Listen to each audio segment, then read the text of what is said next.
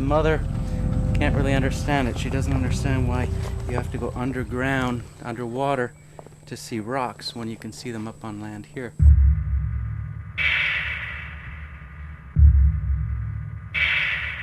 I had a friend that came up to this region and came back with a video. We plugged the video into the VCR, and there was 4 of us instructors sitting there, and before the video was done, we'd all decided that we were moving here to come cave diving.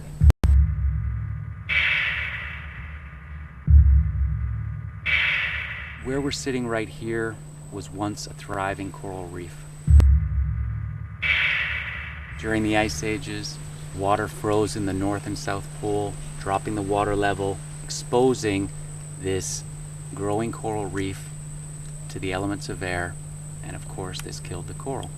When coral dies, it primarily turns into limestone. Limestone is very porous. It's like a sponge. When it rained during the Ice Age, the water would mix with vegetation matter on the surface and become a little bit acidic. And as acidic water or carbonic acid begin to seep through the porous limestone and start to carve out these rooms or these caverns, the water would then settle to the floor of these rooms and start running towards the lowest place, which was the ocean. At some places, you'd have the ceilings of these rooms become so thin. When the ceiling collapsed, you now had an entrance to these dry caves, and we have evidence that shows that early man lived in some of these caves.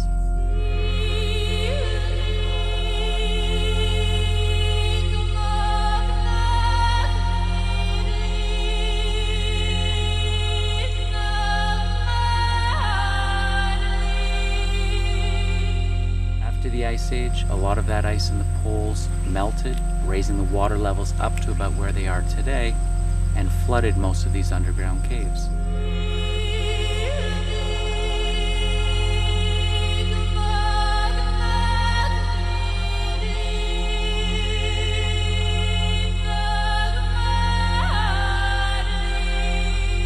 These entrances still exist. They're what we call cenotes today, and they're the entrances into the underwater cave system.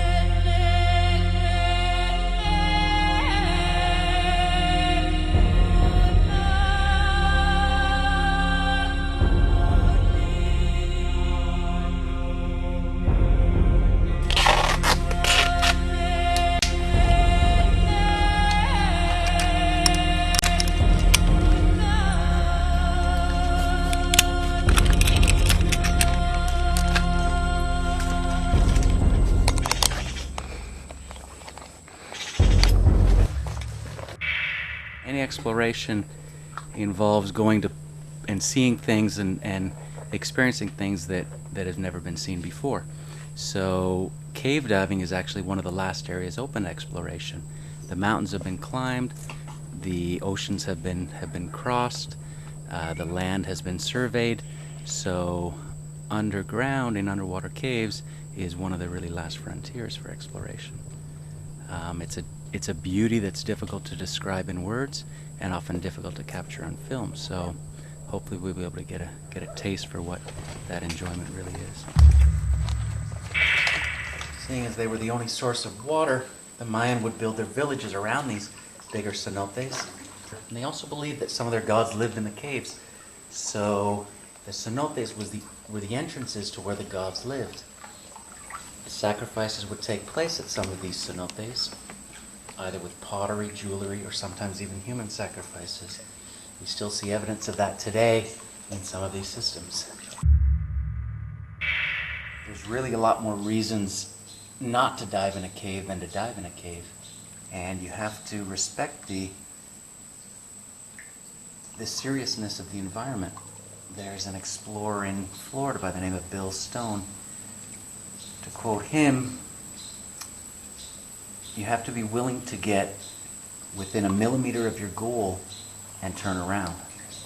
Otherwise, you don't stay alive very long in this game. Ready to start the time?